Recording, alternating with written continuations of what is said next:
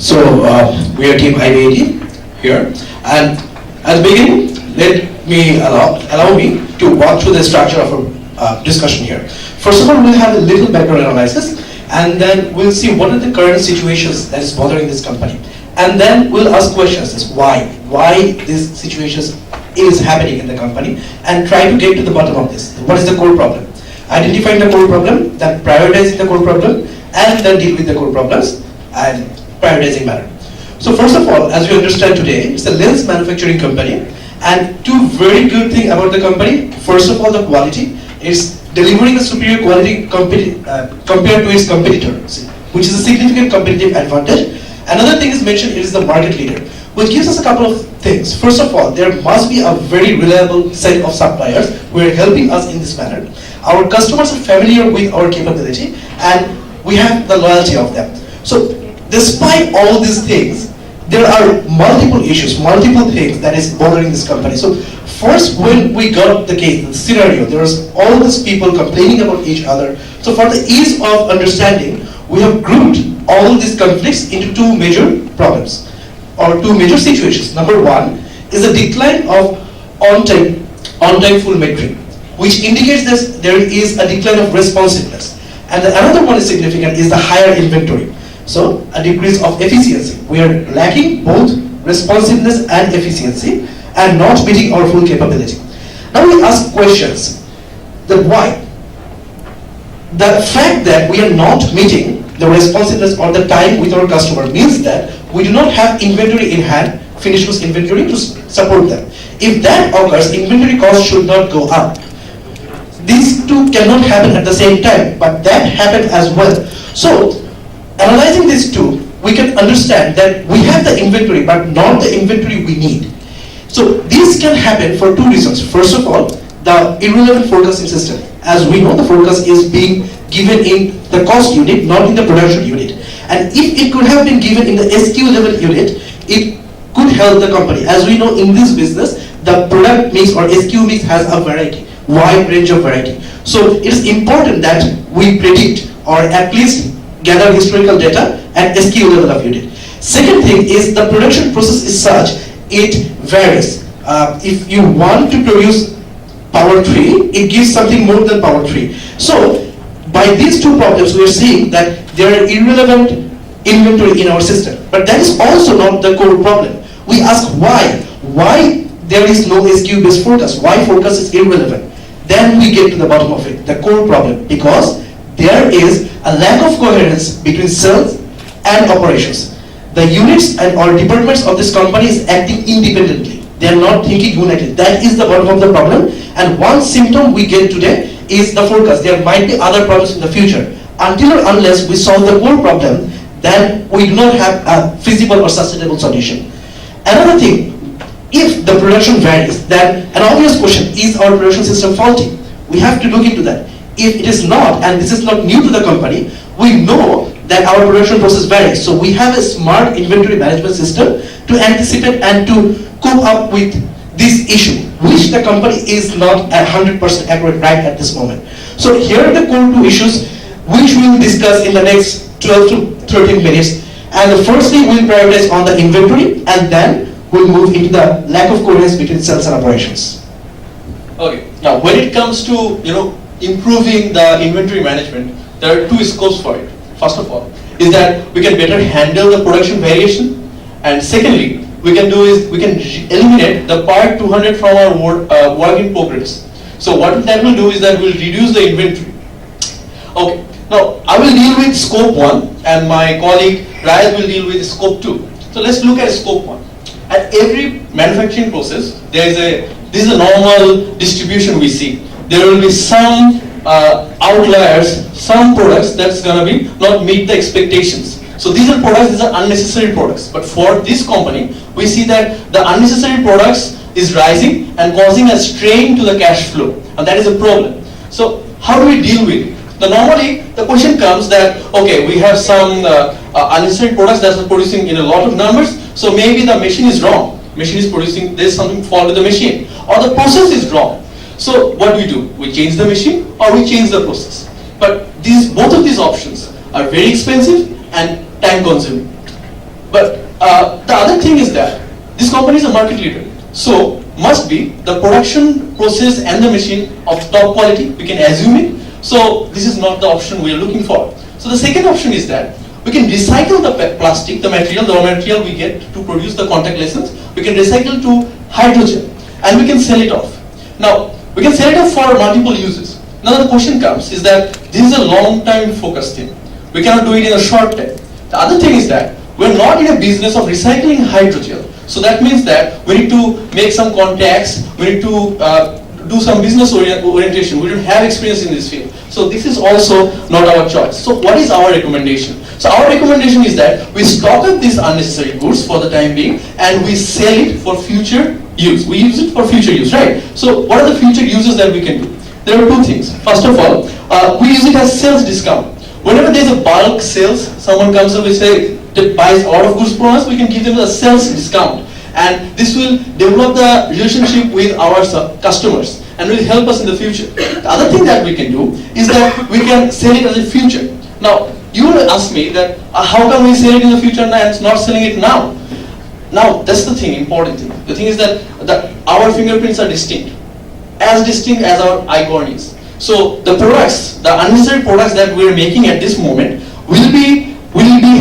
will have some market in the future and will maybe sold in the future. Now the question comes that how much we will stock up these unnecessary goods and how much we will sell or let it go as a sales discount. Now that we will discuss. Before that, we have to understand what these goods, the stockpile that we already have and which will be obsolete in 6 months, what do we do with these products? We say that we sell off this inventory. And we sell off in this inventory as a discount price. Why? First of all, is that this inventory is not adding up any value to our company. If we sell it as a discount, then it will reduce the storage that is getting up in our warehouse. So that will be one advantage. The second and most importantly is that this will give us an insight about our customers who want such products. And they will say, okay, this is the product that we want from these unnecessary goods. And it will be a learning curve for the company for the future, that they will understand that, okay, these unnecessary goods, how to deal with them, which products will hold and which products will give off as a sales discount. Now, scope 2 will be discussed by my friend Rai. Thank you, Tanzi. So let's discuss the next opportunity we have for inventory management. The process improvement team has been working very hard to eliminate part 200 from the production routing process. Now, why is it important in this context? Let's take a deeper look at the production routing process. We can see that before part 200 is manufactured, we cannot reduce the time involved in any of the previous processes. However, after part 200 is completed, the production process diverges in two directions. In one direction, we head towards the production of the chief SKU, which is part 300, and in another direction we head towards the production of part 400 SKU. Now, since these two production processes are not currently synchronized at the moment, we have to hold part 200 as an inventory. Now, how can we tackle this? We can arrange the inventory system in such a way that we remove the block of part 200 as an inventory level. But we can do this in such a way that we arrange the production process to happen on the same day that part 200 is manufactured. For example, if part 200 is completed on day 14, then we start the production process of part 300 and 400 on day 14. Now, what do we plan to achieve by this? We plan to eliminate the waste of inventory of part 200. By doing this, we not only remove the carrying cost of the inventory, we also remove the transaction cost, since we do not need to hold it as separate accounting item anymore. Now, by freeing up space of the working process inventory, we make more space for finished goods inventory, which is more meaningful to us as a company. Now, there are still some problems if we try to implement this solution. We still do not know the exact nature and pattern of the demand. For example, we do not know what units of part 300 and 400 will be required to produce for a particular order. We also do not know the diopter targets that will be required for any particular order. Since we do not know the specifications until we actually receive the orders, we cannot go into such a solution yet. For the time being, we have to stick to a short-term solution of maintaining part 200 as an inventory in advance. This will provide a break in production until we get a customer order. Now, why are we doing this? this does actually incur some holding cost. However, this work in process inventory will be ultimately converted into finished goods. But if we do not keep this breaking the production process at the moment, if we start a production, we will incur lots of finished good inventory, and this has the risk of obsolescence. Now, we also have some challenges in this solution as well. If we hold inventory until we start production of part 300 and 400, when we get the order, we have to finish the production within 7 days, since we are expected to deliver within 7 days. However, if we do not keep stock of part 50, then we will need 11 days to complete production of part 300, which is a chief SKU. So we cannot risk declining our customer responsibility any further. So we also have to stock some part 50 as well. This also does increase our inventory holding costs even further. But why are we doing this? Because if we do not do this, then we risk declining customer responsiveness, which is a chief concern at the moment. So we go for short-term solution of holding part 50 and 200 right now, and we make some inferences based on historical data as to when the order will be placed and what the nature of the order will be. But this is only educated guess. To get a deeper understanding, we will have to reach out to the customers and the suppliers and cultivate a rich relationship with them. Only by understanding them and them being to understand us, we will understand what the exact nature and demand, pattern of the demand will be. That is the true promise of SNOP, which we will discuss in the next section. Okay, so now that we've analyzed our first core issue, which is inventory management, we have to analyze our second core important issue, that is the lack of cooperation and the collaboration between the different departments of the organization. Now, all the departments are basically using their own KPI and they're actually using their own standards, and that's why for the lack of the collaboration of the KPIs, they cannot use the maximum potential of their allocated resources. So that's why we're going to propose an approach to them, which many successful companies right now are accepting and adopting, and that is SNOP. SNOP stands for Sale and Operational Planning. Now, this is an alignment of supply capability and material capability, which aligns to the demand plan. Now, one thing is that if all the departments of the company can formulate a unified KPI, and if all of them work together and can actually implement the SNOP successfully, then the organizational profit can be maximized to its fullest potential.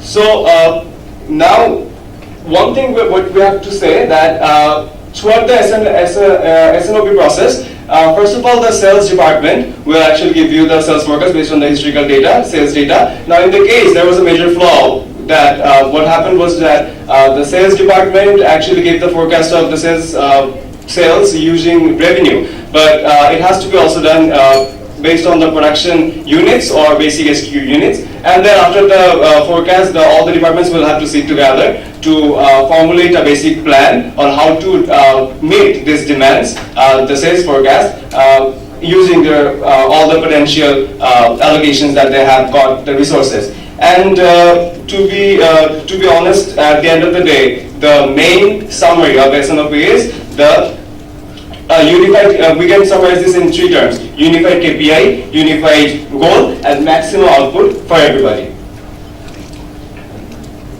So, it's working, sorry. So, we heard about sales and operation planning, but it does not give you the whole picture. If you truly want to enjoy the spirit of supply chain, then you have to go beyond the territory of your organization, which includes the customer, the supplier, and the banks. But why we did not recommend it now? Because right now the company is in a very basic level. It is doing its own KPI based on individual departments. So sales and operation planning is the first stone. But in future, the future is integrated business planning with collaborating all the supply chain managers.